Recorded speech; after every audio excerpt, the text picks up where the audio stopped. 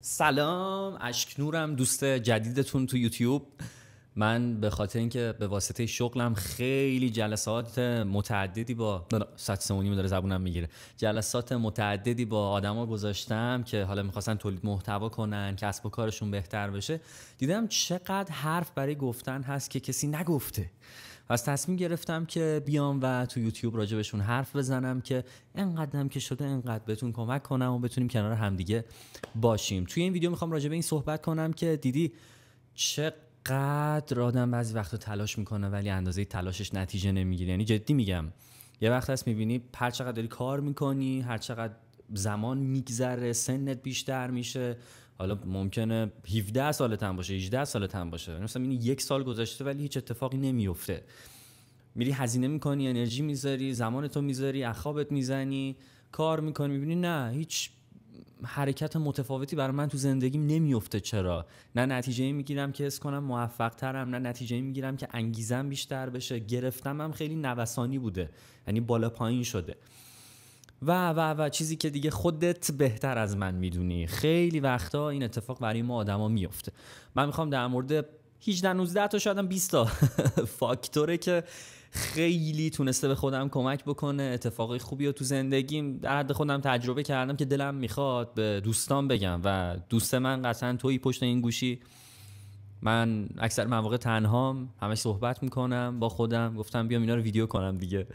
این نکاتی که بهت میگم حواست باشه، چیزی که نوشته نشه فراموش میشه. اگه دوست داری بنویسی حتما برای خودت بنویس. ولی یکی از مهمترین نکات که من گذاشتمش نکته اول، حالا خیلیاشون رو اینجا نوشتم میذارم کنارم که مرور بکنیم. اولین نکته فرار از تنهایی و ترسیدن از تنهاییه. یعنی تو فکر میکنی که این تنها شدنه چون ممکنه حوصلت درش سر بره، ممکنه که تو رو بترسونه، ممکنه که تو این تنهایی چی میشه، مثلا لولو خورخوره میاد میخورتت، یه اتفاق عجیب غریبی تو این تنهایی ممکنه بیفته دیگه من تنها نشم. نه آقا، من تا تنهایی میترسم. تا تنها میشی زنگ به رفیقا، تا تنها میشی سریع برم مثلا یکی رو پیدا کنم باش حرف بزنم، برم بیرون، برم کلی کار اشتباه یا اصلا درست انجام بدم. هر کاری که باعث بشه من از خودم و تنهایی فرار بکنم در یه مقطعی قطعا اشتباهه. یعنی حواست باشه اونی که پاهاته لوسه مسخره، اونی که همیشه باهاته واقعا خودتی. یعنی اونی که بیدار میشی کنارته، تو روابطت کنارته، وقت بی پولیت، وقت بی کسیت، وقت قهر کردنت با خودت هم باهات بوده خودتی.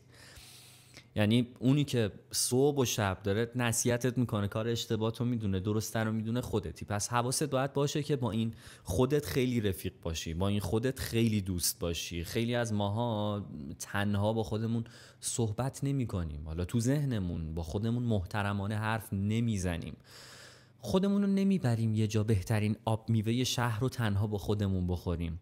چیه ها، تا یه جایی خیلی خوب میخوای بری، یه چیزی بخوری، تفریح کنی، سلام فلانی بریم. مثلا طرد شدن و انزوا و فرار از اجتماع نیست، از اون برم نباید بیفتیم. مسئله اینه که ما باید تعادل داشته باشیم و ارتباطمون با خودمون خیلی خوب باشه. پس تمرینی که برات دارم اینه که از همین فردا یه جای خیلی خوبی که تو الان نمیرفتی برو. مثلا میگه آقا من 6 ماه پیش رفتم، 3 ماه پیش رفتم، امروز تنها حالا میخوام برم. یه آب میوه خیلی گرون بخور، یه لباسی که نسبت به بضاعتت، نسبت به وسعت میتونی رو برو بگیر. یه کوچولو به خودت خوش بگذره، با خودت بیشتر رفیق شو. نباید ما از تنهاییمون فرار کنیم. یادت نره تهش خودتی و خودت. هر کی هم که میاد کنارت به خاطر اینه که تونستی منفعت با ارزشتری براش خلق کنی که هیچ اشکالی هم نداره. دوست بهتری هستی، با مرامتری، پارتنر بهتری هستی، آدم قدرتمندتری هستی، صاحب کسب و کاری هستی که کلی تیم خفن داره. خب اوکی، ولی در نهایت اونی که کنارته و باید تو رو خیلی دوست داشته باشه، یادت نره که خودتی. من وقتی خودم رو دوست ندارم اینجوری هم که والا من نتیجه هم بگیرم که چی، اصلا ایده خوبه که میاد تو ذهنم و چرا پیشو بگیرم، چرا اصلا برم خوب بخوابم، ولش کن، چرا اون سیگار کوفتیه رو بذارم کنار، مثلا چرا اون عادت بد رو بذارم کنار، این کار رو انجام نمیدی. پس خواهش میکنم اول از همه حواست به خودت باشه. دومی نکته‌ای که وجود داره که برای همه نیست ولی اگه حتی نداریش هم بشنو که یه جایی تو زندگیت بهت کمک کنه، بتونی به یه نفر این کدو بدی اگه ازت کمک خواست. خیلی از ماها تو رابطه های اشتباه، چه دوستی و چه کاری و دوباره چه عاطفی گیر کردیم. یعنی با یه نفر تو رابطه ای هر روز و هر هفته و هر سفر و هر خواب و هر جمع تو به نفرت، به سیاهی و کثافت تبدیل میکنه، ولی موندی. اوکی، اون بهش میپردازی، تو با خودت چه مشکلی داری؟ چرا با خودت کنار نمیای؟ من توی رابطه غلطم، با آدمای اشتباهی دوستم، بعد انتظار دارم اتفاقای خوبی هم تو زندگیم بیفته. زندگی مگه چقدر ظرفش جا داره؟ همین چرت و پرتای مسخره. میکروفون به گوشی وصل تکون خورد داش قضیه احساساتی میشد. همین چرت و پرتای مسخره ظرف زندگی رو پر میکنه. مگه زندگی تو چقدر جا داره قربونه تو با حواست باشه. جدی میگم ها، یعنی گفتگویی که من با خودم هم دارم. تو با حواست باشه که رابطه‌ای که توشی حس خوبی در نهایت به تو بده، فارغ از این که وابستش هم دلبستش هم نمیدونم چیکار کنم، یا حلش میکنی یا یه جا خیلی افتضاح خراب میشه، خیلی افتضاح، خیلی سیاه. شاید همزاد پندارانه باشه تویی که پشت گوشی یا تجربهش کردی یا داری تجربهش میکنی یا در زندگی دیگران دیدی. اگه رابطه اشتباهی داری نمیگم قطعش کن. اگه من در جایگاه روانشناسم نیستم، تجربه شخصیمو دارم میگم، اگه رفیق اشتباه داری دوری و دوستی کن. اگه همکار اشتباه داری سعی کن کار بعدیت بهت استقلال بهتری بده. شاید این یه نشونه است واسه این که تو کسب و کار خودت خیلی بهتر بشه، یا شاید اصلا یه نشونه است که تو توی یه کار جدیدی منتقل بشی، یه ترفیعی به یه سمت دیگه‌ای بگیری، رشد بهتری داشته باشی. اصلا گور پدرش کوفت بزنه بهش، ولش کن. اصلا قرار نیست چه اتفاقی در ادامه بیفتم، ولش کن این آدم رو، بی خیال، برو مرحله بعدی که برات بصرفه، بتونی حداقل همین عددی که اینجا در میاری و از اونجا هم شروع کنی در آوردن. یعنی رابطه کاری هم مدیریت بشه. اگه هم رابطه عاطفی نمیدونی چیکار کنی، دوری و دوستی که نمیشه کرد که، زنگ بزن یه بار به یه تراپیست. یعنی سرچ کن تو گوگل تراپیست آنلاین تو شهرتون، تراپیست حضوری، برو ببین باید چیکار بکنی. چون یه رابطه عاطفی اشتباه در عادی ترین حالت دوران نوجوانی و جوونیت رو به هم میزنه کامل. در 2 قدم جلوتر جفتتون باعث کچل شدن هم و افتضاح شدن روحیه هم میشین. تمام زندگی و خواب و کار و پولتون به هم میریزه. در مرحله بعد ممکن همچنان ادامه بدین و حال همه رو خراب میکنین.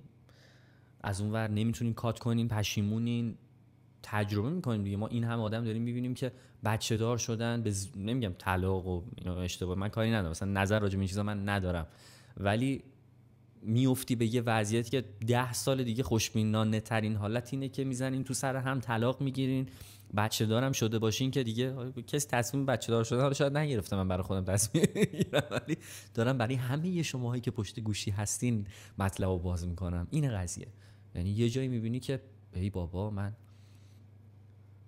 بیادبی نیست دیگه، میگه ای بابا من ریدم تو زندگیم. یعنی این کلمه بیادبی نیست، یعنی همه ما تو خلوت و دوستامون میگیم من بچه‌ها مؤدبم اگه پیجمو دارین. آره این خیلی پس مهمه. نکته 1 پس شد فرار از تنهایی. نکته 2 روابط اشتباهی هست که ما داریم و باید اونا مدیریت بشه، وگرنه بهاش خیلی سنگینه و زجر خیلی بزرگی رو تو زندگی تجربه میکنیم. ببین ما خیلی وقتا تو مرحله 3 مقیاس و وزن این زجری که انتخاب‌های ما میتونن به ما بدن رو نداریم. مثلا یه میخی تو کفشته، نمیتونی اندازه گیری کنی که این کی قراره از کفش یهو حین راه رفتن بره تو پات و تمام پاتو داغون کنه. اینو نمیدونی. چی باعث میشه این متر بیاد دستت، این مقیاس بیاد دستت؟ یه جدول معروفی هست به اسم جدول تی. یه کاغذ قلم بیار، استوب کن اگه نیاوردی، اگه آوردی هم که دمت گرم، من اول گفتم بیار.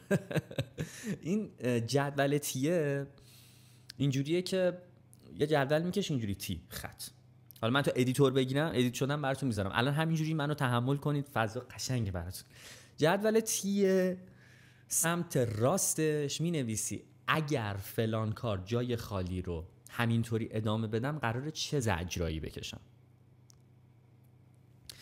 اون ور جدول تیم می‌نویسی اگر که رهاش کنم و کار درست رو انجام بدم قراره چه لذت‌هایی رو تجربه کنم. ببین به این جدول میگن جدول اهرم رنج و لذت. این جدول باعث میشه که تو با انگیزه بهتری قدم برداری و بری جلو. ببین ما آدما تا برای یه چیزی انگیزه و دلیل محکمی نداشته باشیم قدم بر نمیداریم هیچ وقت. تو برای سر کار رفتنت، برای دنبال کردن علاقه هات، برای زندگی کردن دلیل نداشته باشی، اون ور کلمه سادهش خودکشی، نفرت، سیاهی، ول کردن، مردن توی یه جسم زنده سخت‌تر از جسم مرده است. این بداهه بود، عجب جمله‌ای گفتم و این خیلی مهمه. و اول که من همیشه به خودم قول و تعهد دادم هر ویدیویی، هر آموزشی بخوام بذارم، رایگان، پولی، پیج یوتیوب، سایت، اینه که خودم تجربه کرده باشم، حرف باد هوا و هوش مصنوعی و کتاب نباشه. اول تو زندگیم تست کرده باشم. از اون موارد 1 و 2 که تجربه کردم، این مورد 3 هم من یه جایی داشتم واقعا زندگیمو به نابودی میکشیدم. بعد با این جدوله توی یه دوره آموزشی بود روبرو شدم، اومدم کشیدمش. از وقتی اون رو نوشتم، عمیق به روشی که بهت میگم بنویسی، از وقتی اون رو نوشتم گام به گام کارای من تغییر کرد. میبینی میشه، این اتفاق میفته. ما فکر میکنیم یه کار بزرگ باید کنیم، مسیر عوض شه. نه، همین یه کاری که تو روی کاغذ قلمت انجام میدی یه کار خیلی بزرگه، یه تکنیک بسیار قویه. مثلا فرض مثال ما میایم در مورد هر چیزی بنویس، مثلا اون رابطه اشتباهه، در مورد یه نفر میخواد سیگار بذاره کنار، بنویس سیگار کشیدن، بنویس در مورد این شغلم، هر چی. وقتی تو مینویسی مثلا من یک رابطه اشتباه داشته باشم یا نه، بذار در مورد حوزه کاری خودم مثال بزنم، من اگر که تولید محتوا برای کسب و کارم نکنم و پیج نداشته باشم چه زجرایی قراره بکشم؟ همه زجرا رو به بدترین شکل، سیاه ترین شکل باید اون سمت زجر بکشی. مثل فرق بین این که تیتاپ بخرم یا یک مثلا کیک بهتر بستگی به این داره که چجوری قدم بردارم. دیگه پول هیچ لباسی رو ندارم بخرم از یه جایی به بعد، کسب و کارم دیده نمیشه، مشتری ندارم. پول نداشته باشم زندگیم بیکیفیت میشه، زندگیم بیکیفیت چه افسرده میشم. اعتماد به نفس ندارم تو جمع دوستان برم، اعتماد به نفس ندارم که یه بار عکس از خودم بگیرم بذارم، اونم تو این دنیای مدرنی که همه هی میخوان قدم بردارن به اندازه خودشون موفق بشن. من اگر که تا 2-3 سال دیگه قدم بر ندارم و این کار رو انجام ندم، قراره که هیچ دوستی هم نداشته باشم، اصلا به دیگران نمیتونم کمک کنم. روز مادر میشه نمیتونم کادو بخرم، تولد رفیقم میشه نمیتونم براش کادوی تولد بخرم، نمیتونم به خودم هدیه بدم و سیاه ترین چیزها. اگه 20 سال دیگه تشکیل خانواده بدم، افتضاح ترین خانواده رو دارم، شرمنده‌ام، نمیتونم یخچالو پر کنم، نمیتونم یه وقت بچه‌م چیزی شد کمکش کنم. هر چی به ذهنت میاد. بدترین زجری که از این کار منفی که داری انجام میدی میتونی تجربه کنی و بنویس. من یه بازی خیلی کوتاهی سیگار میکشیدم، با همین جدوله و نوشتنش از فرداش دیگه نکشیدم. الان نزدیک به 2 سال میشه. میخوام بهت بگم کار میکنه. بنویس در دارکترین و بدترین حالت ممکن. اونور قسمت مثبت حال خوبی‌ها رو بنویس. مثلا اگه تولید محتوا کنم، رو کسب و کارم کار کنم، رفته دیده میشم. از ماه آینده کم کم 5 تا مشتری که دارم، وارد یه نمایشگاه میشم، وارد یه اکیپی، یه جمعی مهمونی از آدمای باحال میشم، منو میشناسن. میرم یه جای خریدی کنم، میشناسنم، بهم احترام میذارن، سرم همه جا بالاست، هر چی بخوام میتونم بخرم، به دیگران کمک میکنم. دوست دارم به دیگران گاهم پول قرض بدم، کمک کنم، دوست دارم. مامانم، بابام، خانواده‌ام، خواهرم، برادرم ناراحت باشن، تولدشون باشه، راحت میتونم بهشون کمک کنم. دست پر همه جا میرم، خوشحالم، راضیم از زندگی، مثل کافی بودن دارم. دیگه پول در آوردم، به معنویت و حال خوب و داستان و فرکانس و سفر و تفریحات هم میچسبم. سفر میرم، عشق میکنم. تو باید بیا اینا رو بنویسی. نداشته باشی یه کافه هم نمیتونی بری، داشته باشی انقدر داری دیگه میگی ول کن کافه رو، حالا یه جایی بهتر میریم مثلا. یعنی تو باید حواست باشه هر کاری که الان رو مخته آلارم میده بهت، ذهن ما آلارم میده بهمون، نسبت به آلارم بیای و درستش کنی. بریم سراغ نکته بعد اینه که ما فرار میکنیم از نقاط سیاه زندگیمون، اجتناب میکنیم. یعنی چی؟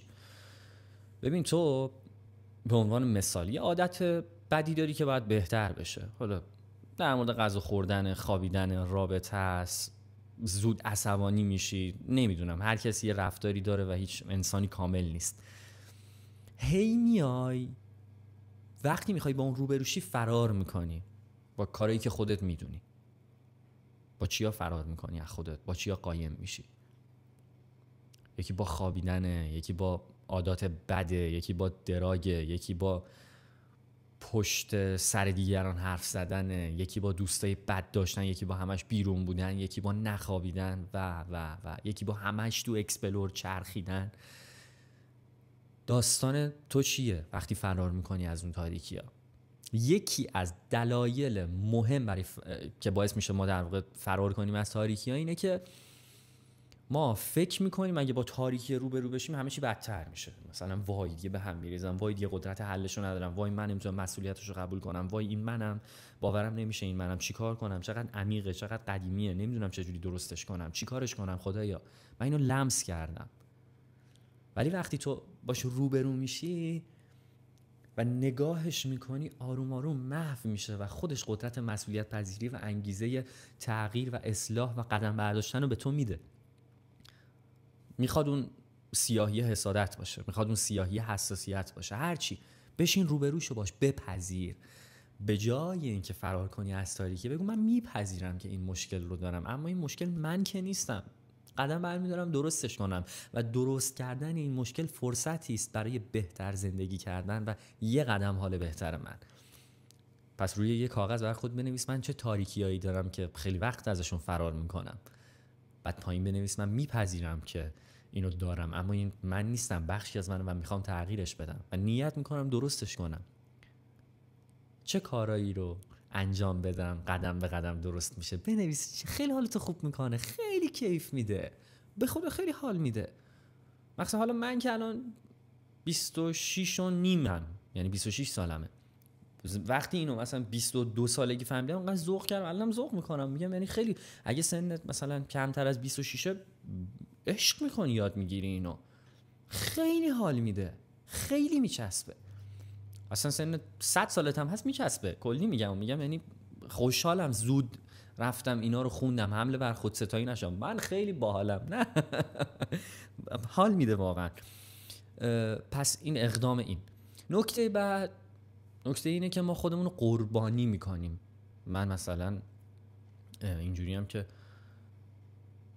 ای وای این اتفاق برای من افتاد دیگه، زندگیم نابوده، از صبح این اتفاق افتاده دیگه زندگی برای من نمونده، فلان دوستم زنگ زد بعد با پارتنرش کات کرده دیگه، حال من خیلی بده، وای چقدر آدما بدن، وای چقدر آدما عوضی ان، وای وای وای وای. و این وای وای وای وای وای انقدر رو هم جمع میشه که میبینی اصلا انرژی نداری، اینجوری حالت خراب، حالت بد، به هیچ کاری نمیتونی برسی، یعنی فقط قور زدی، نق زدی. یا مثلا ای وای من انرژی ندارم تولید محتوا کنم، رو پیجم کار کنم، من خیلی زشتم، من انرژی ندارم، من نمیتونم وایس بدم، نمیتونم بیام جلو دوربین، من آدمیم که خیلی حس میکنم بد تیپم، وای من چقدر حالم بده.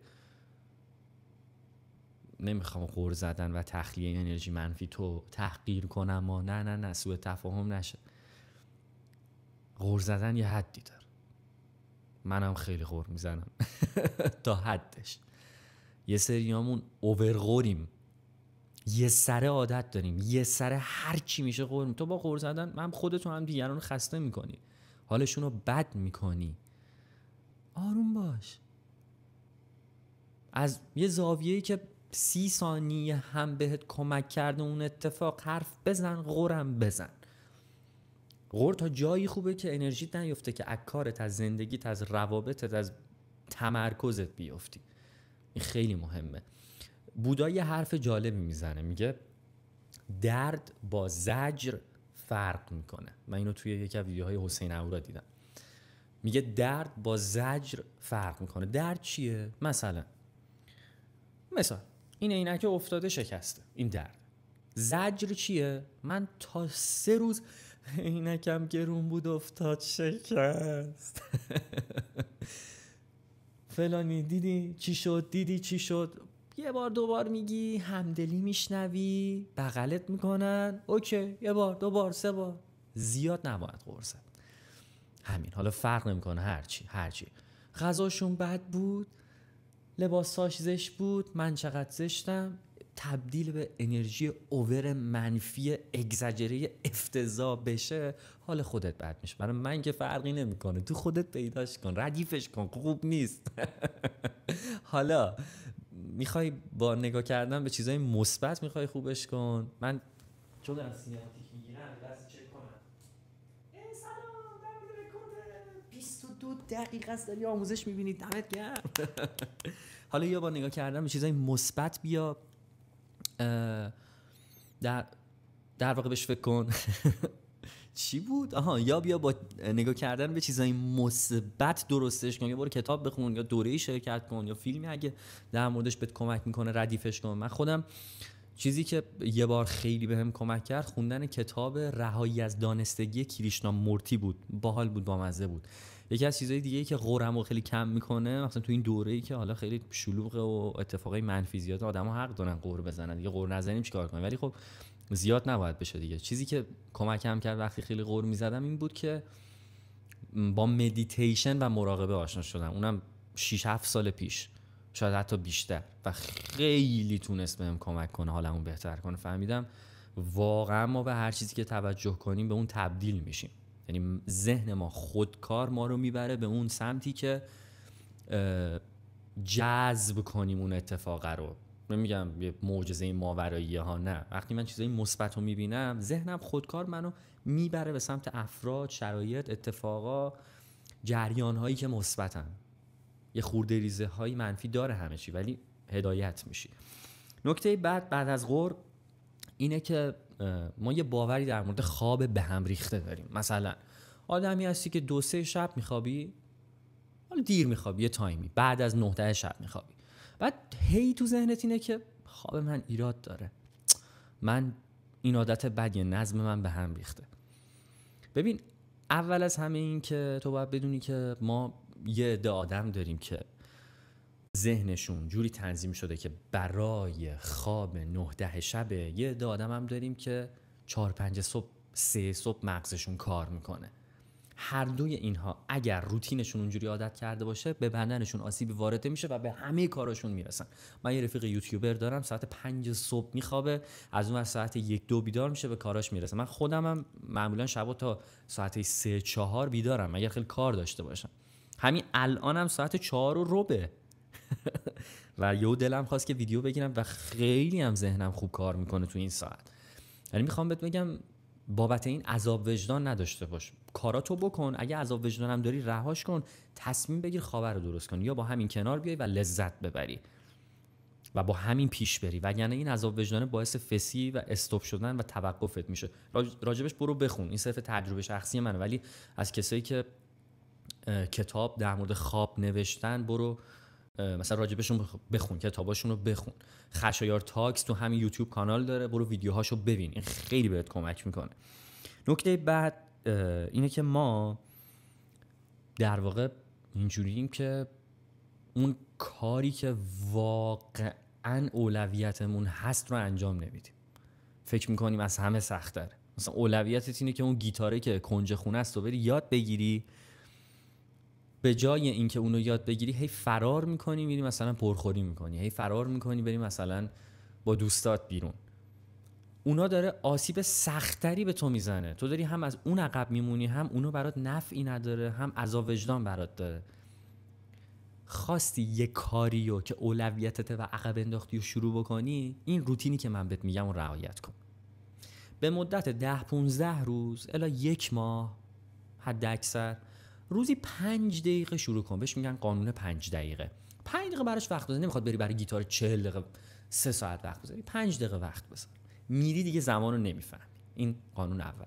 از 1 ماه که عبور کردی، هر بار تنبلی اومد سراغت، قرار بوده 5 دقیقه کار کنی، 5 دقیقه رو تبدیل به 2 تا 5 دقیقه یعنی 10 دقیقه کن. تو دیگه ذهنت عادت کرده، از سختی ها عبور کردی 1 ماه قبلش. اونجا اگه توقف کردی یا محکمتر قدمتو برگردون. این یه تکنیک علمی، اسمش هم یادم نیست، بار اول اثر مرکبی قدم به قدم میای تو مسیر، از یه جایی به بعد محکمتر یهو 2 برابر آن چیزی که باید براش وقت بذاری و میذاری و میبینی کار کرد. من این کار رو انجام دادم و به صورت نوسانی گاهنم انجام دادم، کار کرده.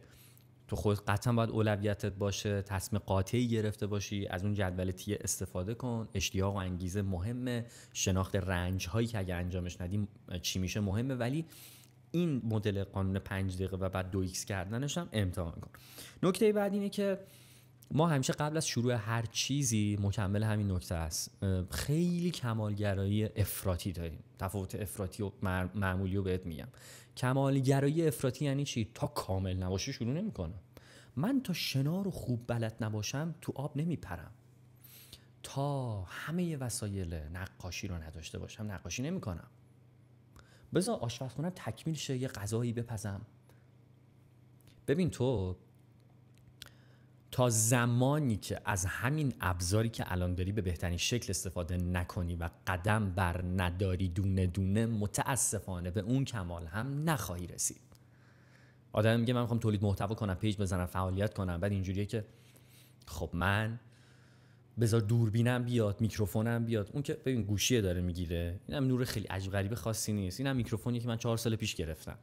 اینا هیچ کدومشون به مدت 2-3 سال وجود نداشته. یعنی الان یه ویدیو یوتیوب من یه ستاپ به نظرم خیلی نرمالی هم هست، انجام دادم گرفتم. یعنی نگی کمالگرایی میگه چیه، خودش ببین چه جوری نشسته. منم از توی راهروی پاساژ ویدیو گرفتن، پشت بوم و تو کمد صدا رو با سونی اریکسون ضبط کردن شروع کردم. الان اتفاق خاصی نیفتاد بگم آی من زیر راپله زندگی میکردم الان از فرش به عرش رسیدم. نه، میخوام بگم تولید محتوا یا هر کار دیگه‌ای که میخوای شروعش کنی باید از نقطه صفر شروعش کنی، اما کمالگرای درست باشی. کمالگرای درست یعنی چی؟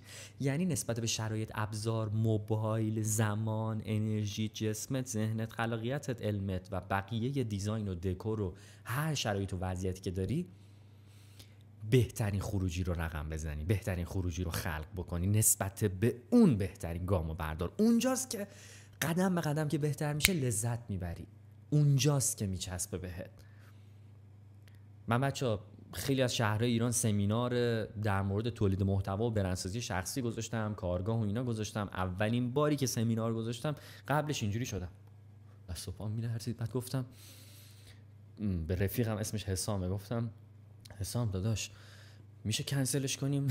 انقدر ترسیده بودم چون حرف زدنم اونقدر خوب نبود، یعنی میترسیدم برم حرف بزنم، خجالت میکشیدم.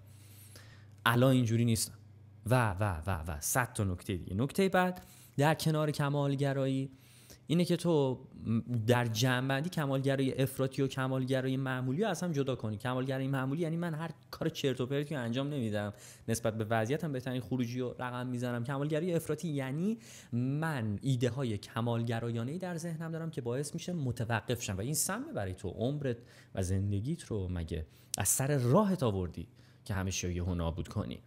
و خود کمالگرایی من کمالگرام. چرا کمالگرایی؟ چون مثل ADHD با کلاسه.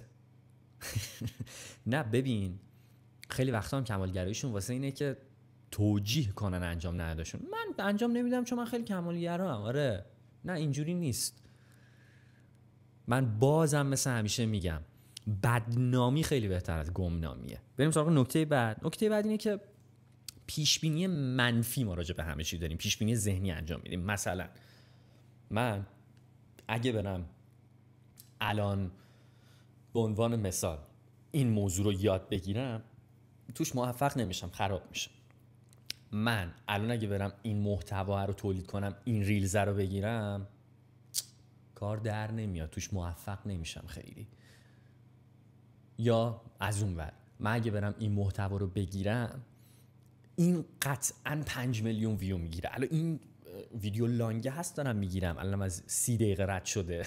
این تمومه، این دیگه برای من 3000 نفر ساب میاره. نه ببین نباید پیش بینی کنی، تلاشتو کن، نسبت به تلاشت هر روز هوشمندانه تر قدم بردار و توقعت رو از فعالیت طولانی مدت و خدات و اون کسی که میپرستیش و برای تو انرژی منبع داشته باش، نه از یه اتفاق و یه الگوریتم. اینجوری کار نمیکنه جهان هستی. همین پیش بینیه باعث میشه انرژی انجام دادن تو صفر بشه، نابود بشه، انجام نمیدی دیگه. مثلا یه کاریو میخوای انجام بدی، میگی مثلا من میخوام موزیک بسازم، اولیش خوب نمیشه، من خیلی بلد نیستم، درست در نمیاد، خروجیش بد میشه چون سیستمم خوب نیست. میدونی که کمالگرا هم هستم، از اون ور صدا بارون میاد، کمالگرا هم هستم، از اون ور اونجوری اینجوری، آره صدا بارونه. این باعث میشه که تو انرژی انجام دادنت صفر بشه. مثلا میگم من الان از ساعت 11 اینا بیدارم، بعد بیام بگم نه الان 4 بگیرم خوب نمیشه. خوب میشه، حالا یه کوچولو هم انقدرم خسته باشم، وقتی ذوق گرفتنشو دارم میگیرم، دفعه بعد بهترشو میگیرم، دفعه بعد بهترشو میگیرم. پس سعی کن قدم به قدم کارو بهتر کنی، واقعا پیش بینی نکنی. فسچی دیگه کار نمیکنی، فسچی دیگه انجام نمیدی. ببین حالا نمک رو همه این زخما اینه که تو از نتیجه و تغییر در ناخودآگاهت میترسی. مثلا میترسی که یه ماه دیگه به فلان فروش، به فلان موفقیت، درآمد، اتفاق برسی. چرا؟ چون ذهن ما از همین موقعیتی که داره هرچند اگه یکم سخت احساس امنیت داره و ما میترسیم که از این امنیت بگذریم بریم به امنیت بعدی. چون سیستم بدن ما، ذهن ما برای بقا طراحی شده، نه برای رشد. رشد رو ما اختیاری با قدم‌های خودمون رقم میزنیم، رشد رو خودمون پیش میبریم و این خیلی مهمه که تو بفهمی ذهن من، بدن من خودش به دنبال امنیت و بقاست. من یه کوچولو سعی میکنم از این دایره امنه برم کنار اگر خواسته هام برام مهمن، تا یه امنیت جدیدتر و محکمتر برای خودم بسازم و واقعا بهت کمک میکنه. این جهان کمک به توه. این جهانیه که جذب میکنی اگه تو به دنبال امنیت باشی. یه کوچولو با ترس مواجه شی، ببینیش حل میشه، میگذره. با یکم سکوت، با یکم نگاه کردن، با یکم رد شدن، یاد گرفتن، قدم برداشتن، یکم نترسیدن. نکته بعد اینه که ما فکر میکنیم انگیزه و اشتیاق و حسشو داشته باشم میرم جلو، انگیزشو داشته باشم میرم جلو، در صورتی که تو همیشه انگیزه و اشتیاقو نداری. تو همیشه قرار نیست که حالت اینجا باشه برای پیش رفتن. بعضی وقتا اینجوریه که انگیزه پایینه، تو قدم که برمیداری انگیزه و حال خوبم بهت برمیگرده. ببین حال خوب صرفاً دیفالت و پیش‌فرض ما نیست، حال خوب از قدم برداشتن ما میاد. یعنی یه قدم میری جلو، انگیزه جدید برات میاد. من این ویدیو رو میذارم، میبینم ویدیوم شد از این عدد اون عدد، تغییر کرد تعدادش تو مسیرم، نگاه میکنم میبینم انگیزه گرفتم، پس ادامه میدم و نمیذارم این چرخه پاره بشه. پس قدم برداشتن به تو انگیزه نگه داشتن، ادامه دادن، شوق، اشتیاق بهت میده. نکته بعد اینه که ما آدم ها در واقع نسبت به مسیر احساس امنیت نداریم، نسبت به ادامه دادن، نسبت به زندگی حس امنیت نداریم. فکر میکنیم جهان جای ناامنیه، فکر میکنیم جهان جایی است که مراقب ما نیست. ببین رک بخوام بگم، ما از یه قطره تبدیل شدیم به آن چیزی که اینجا نشستیم و قبل از این قطره رو هم یادمون نمیاد، بعدش هم هر چی بشه رو ما نمیدونیم قراره چه اتفاقی بیفته. فقط این لحظه حاله که جاریه و وجود داره و ما الان میتونیم لمسش کنیم و این لحظه حال زمانی که قراره توی مسیر قدم برداره باید دلش قرص باشه. تو این لحظه حال وقتی حرکت میکنی به سمت یک خواسته میری، اون لحظه لطفاً احساس امنیت هم داشته باش به مسیر. بگو این جهان مراقب منه، خدا حواسش به من هست، آدم ها دست خدا میشن به من کمک میکنن، اتفاقا به صلاح من پیش میره. من آدم خوششانسیم، من خوششانسم، میرم جلو، اتفاق خوب برام میفته. شاید خوبی اتفاقای بعدم الان نمیتونم ببینم، میرم جلو، من به مسیر اعتماد دارم. به مسیری که میخوای پیش بری اعتماد داشته باش. همه این فاکتورایی که گفتم و تو حل کن، اما به مسیر اعتماد نداشته باش، پیش نمیره چون میترسی دوباره. ببین تو همینجوری از نقطه امنت میخوای خارج چی، میترسی. از مسیرم بترسی که دیگه هیچی، تو باید حواست باشه نقطه امنت امنه، خارج از نقطه امنت امنه، به جایی که میخوای برسی هم امنه، فقط کیفیت بقاش فرق میکنه. جهان امنه حتی در نابودی، چون فقط این بعد مادی و فیزیکی سه‌بعدی که میبینیم نیست. حالا نکته‌ای که هست، مطالب به پایان رسید. من خواهشی که ازت دارم اینه که مطالب رو از اول روی جزوت مرور کنی، جمع‌بندیشون کنی. اینجا اگه من دارم حرف میزنم خیلی دلم میخواد که یه عکسم بگیری از روی گوشیت یا اسکرین شات بگیری استوری کنی. خیلی ذوق میکنم بعد که میبینم، میخوام ببینم کیا دارن میبینن. استوری بذار، آیدی پیجم اشکنوره، آیدی رو بذار و من میبینم، ذوق میکنم، به پیام میدم و خیلی خیلی خوشحالم که اینجا هم دارم فعالیت میکنم. حرفایی که زیست کردم، تجربه کردم و به هر بعدی از زندگی، کسب و کار آنلاینت، کیفیت زیستن و نفس کشیدن و عشق کردن با زندگی کمک میکنه، دوست دارم بهت منتقل کنم و دوستای خوبی باشیم. این لطف رو حتما انجام بده. کار خیلی کوچیک و ساده ایه. لایک کن، کامنت بذار، سابسکرایب کن، چون وقتی تا اینجا موندی یعنی از ویدیو خوشت اومده. این کار کمک بزرگی به منه و یک کار کوچولوییه که همین الان میتونی انجام بدی دیگه. دوست دارم تو کامنت ها بهم بگی دوست داری راجع به چی صحبت کنم. اگه چیزی هست که من میتونم یاد بگیرم برام حتما بنویسین، برام حتما بنویس و تا ویدیوی بعدی کامنت ها رو میخونم، بازخورد میگیرم، روز به روز بهترش میکنم. خیلی دوستت دارم که تا اینجا وقت گذاشتی یاد بگیری. امیدوارم انقدرم که شده به آگاهیت کمک کرده باشم. میبینم تو میتره کنیم تا ویدیو بعدی.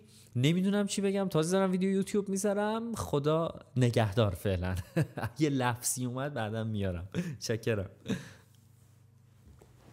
راستی وایسا حتما به هم بگو که کدوم یکی از نکات یه جرقه خیلی خوب تو ذهنت زد. خیلی کیف میکنم. دمت گرم بازم. خدا نگهدار.